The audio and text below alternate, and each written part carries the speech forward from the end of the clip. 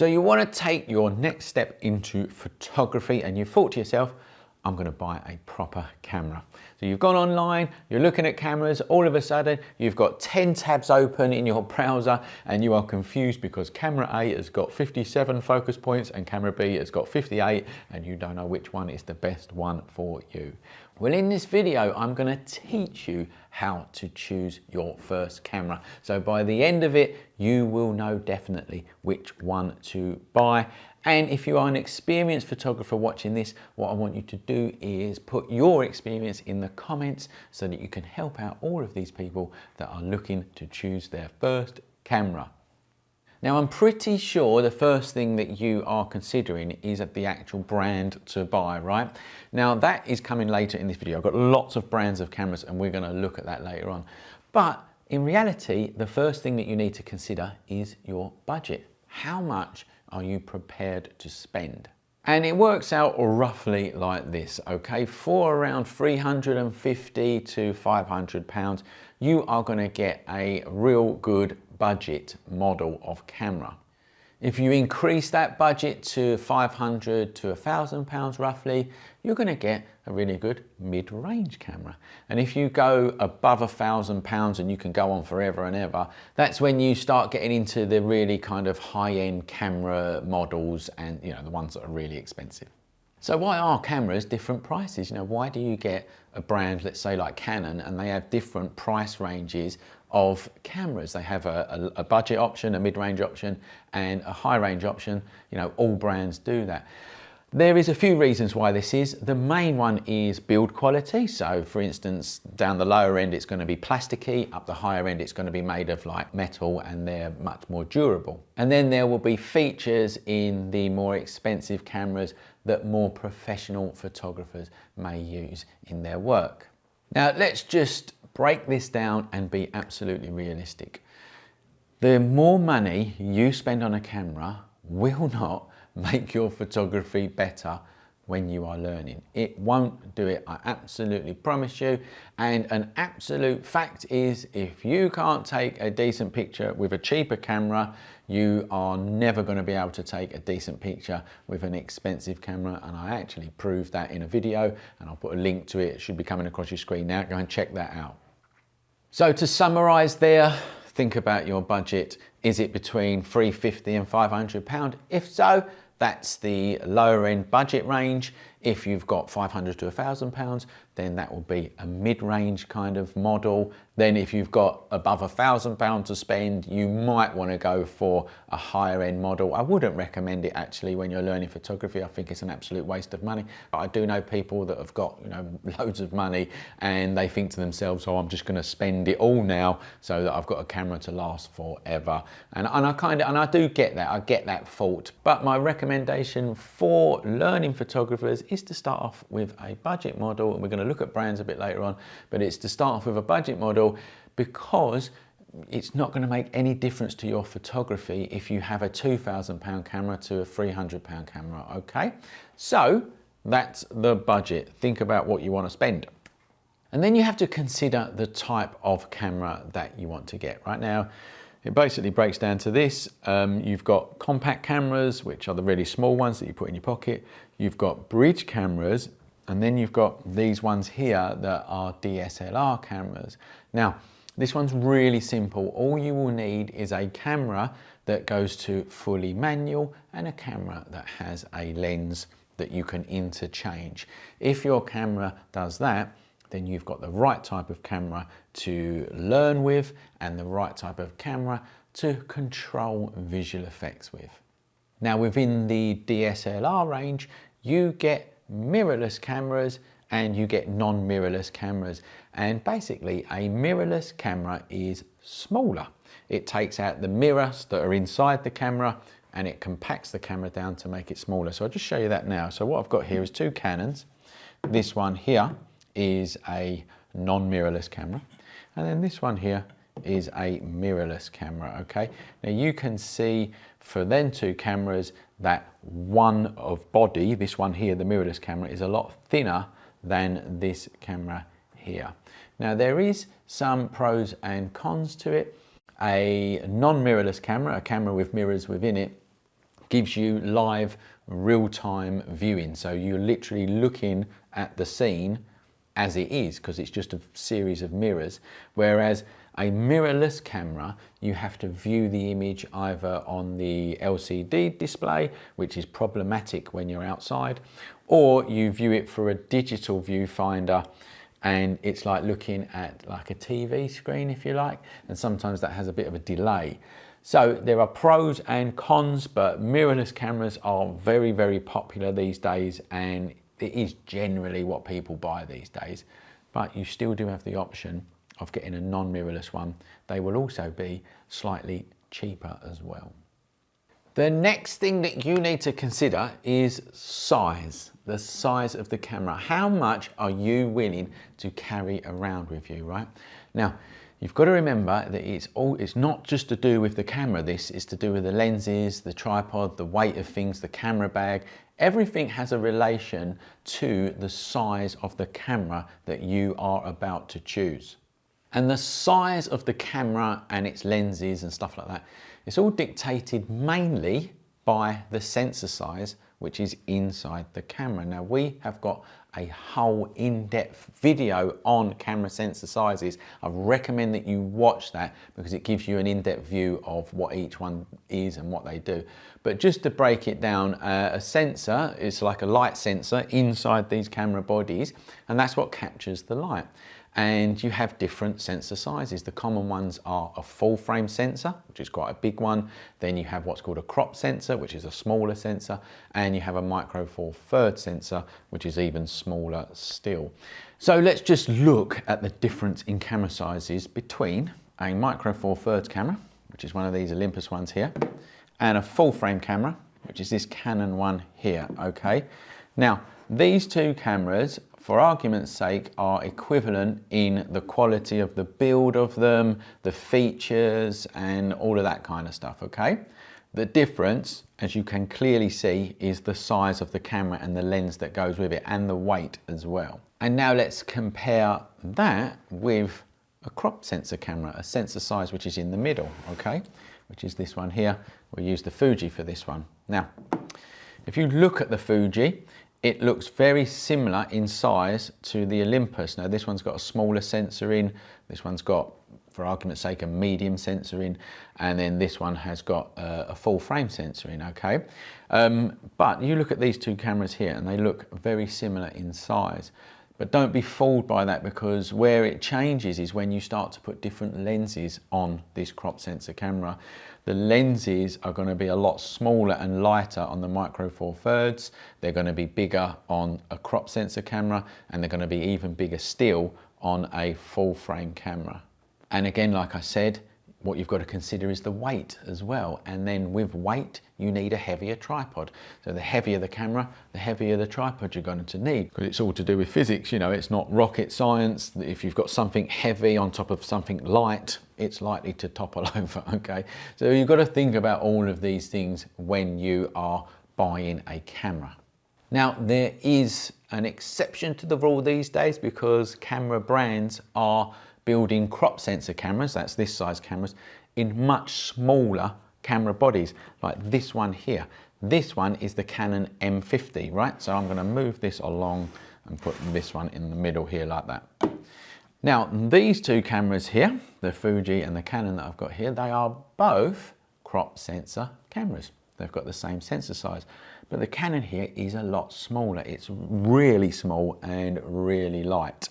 And this is partly to do with the advancements of cameras these days. There is some cons to this. It doesn't have as many features that you can get to as quickly as possible, whereas these have. They're more professional, so you can get to all of the manual camera settings really easily. But still, it's a very, very good option if someone is looking for size. They just want a really small camera. So now we need to talk about image quality versus what you're going to do with the picture, because that is ultimately what it comes down to when it comes to sensor sizes.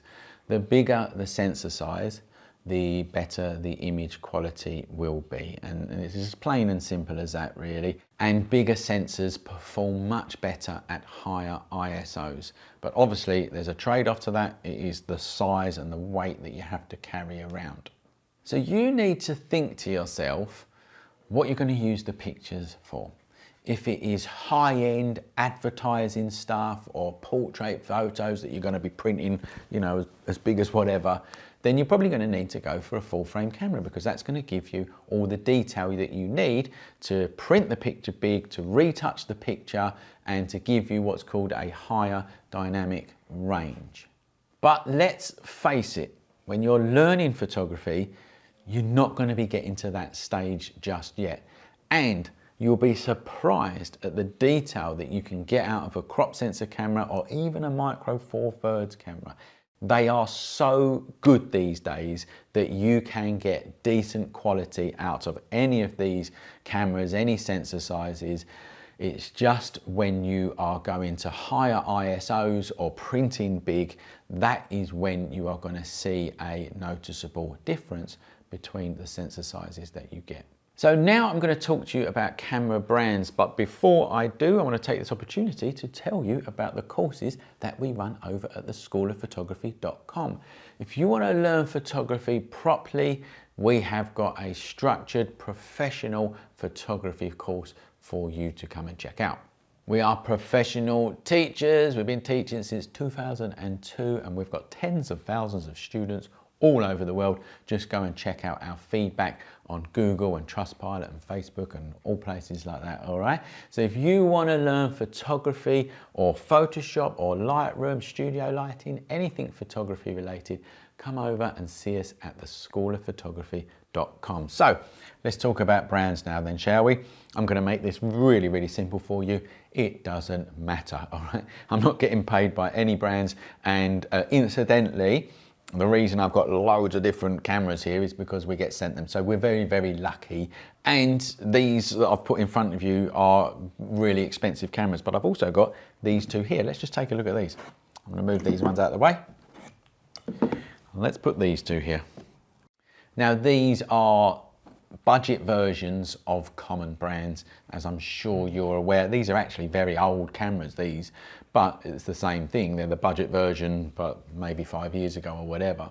And I want to repeat what I was saying earlier. If you can't take a decent picture with one of these, you are never going to take a decent picture with one of these, right? So it's an absolute fact.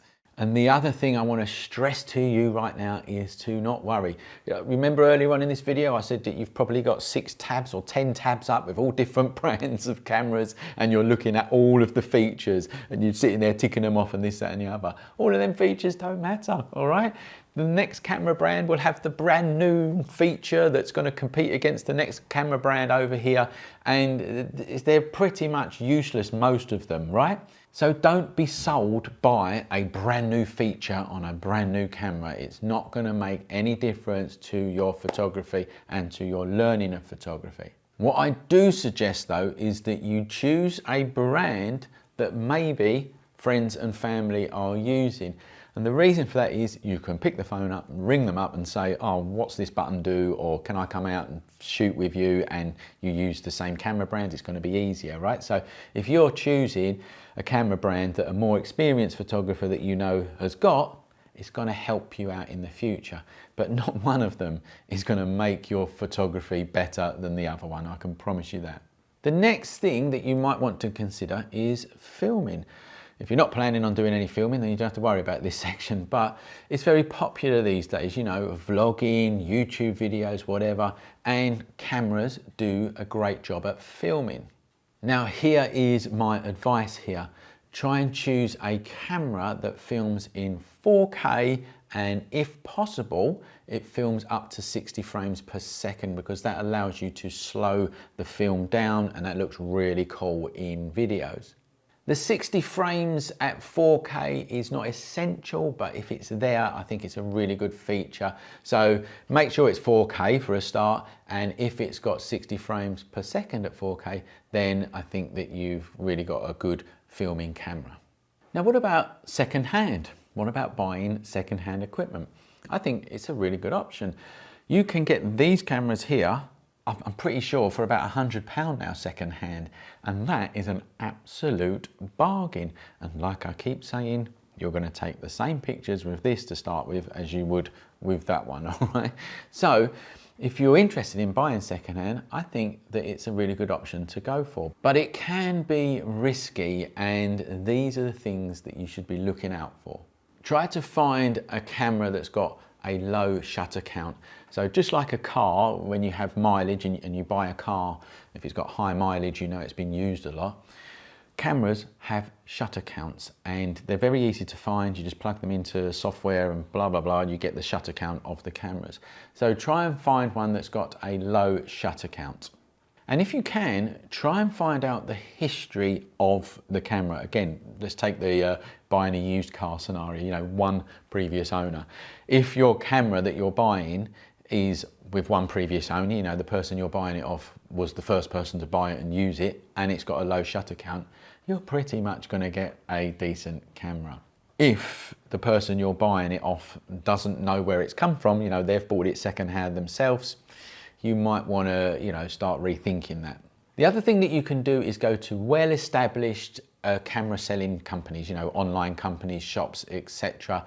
And normally they have a second-hand range, and them cameras would have been looked at by their experts in the shop. So they would have been taken apart, tested, cleaned, etc. So you've got half a chance of getting a good one there, but they will be dearer than what you would pay on an internet auction site. And then you have refurbished cameras that you buy second-hand. So camera brands like Fuji, etc., they have a refurbished section. Now what that is it's where people have bought a camera from their shop and have sent it back. And they might have sent it back because it had a fault. They might have sent it back because they just didn't want it anymore. The problem there is you actually don't know that. But what you do know is that the experts at the factory or wherever it goes back to, they have checked through the camera, they've made sure it works, and you normally get a year's warranty again if you buy a refurbished camera. So that is another option to get a slightly lower cost camera. So let's just do a recap on what you should be looking for when you are buying your first camera. Firstly, your budget. Think about how much you want to spend and stick to it, okay? Stick to your budget. When you're starting in photography, it doesn't matter how much you spend, your photos will be the same, I promise you. The other thing to consider there is whether you want a better build quality or you want to invest your money for the future. You know, it's a camera that's going to last you for 5-10 years. What you will need though is a camera that goes fully manual and one that you can change the lenses on. Then it's the size of the camera that you want to carry around with you. If size is really important, and what I mean by that is a smaller size, then you're probably going to need to go for the Micro Four Thirds range because all the lenses are smaller, the cameras are lighter, the tripod will be lighter, etc. If size is not a problem for you, then, you know, a crop sensor range or a full frame camera range is going to be good for you as well. But what you do need to consider there is image quality over what you're going to use the pictures for. So like I've said to you before, if you're not going to be shooting at high ISOs, you're not going to be printing really big, then the smaller sensor sizes are going to be absolutely fine for you. If you are going to be printing massive, if you are going to be shooting at very high ISOs, then you're going to want to go for a larger sensor. Or of course you go for a nice happy medium and you go for the crop sensor range. And then it comes to the brand that you choose. Now, they're all going to do a great job. So there's a couple of things here. You could just go for the cheapest, right? That would be fine.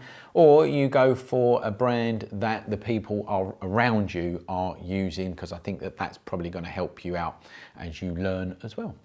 Then consider if you're going to do any filming. If you're not, don't worry about it. If you are, try and choose a camera that has got 4K and if possible, 4K that shoots up to 60 frames per second. And then you figure out whether you're going to buy brand new or second hand. I think second hand is a good option. It can be risky.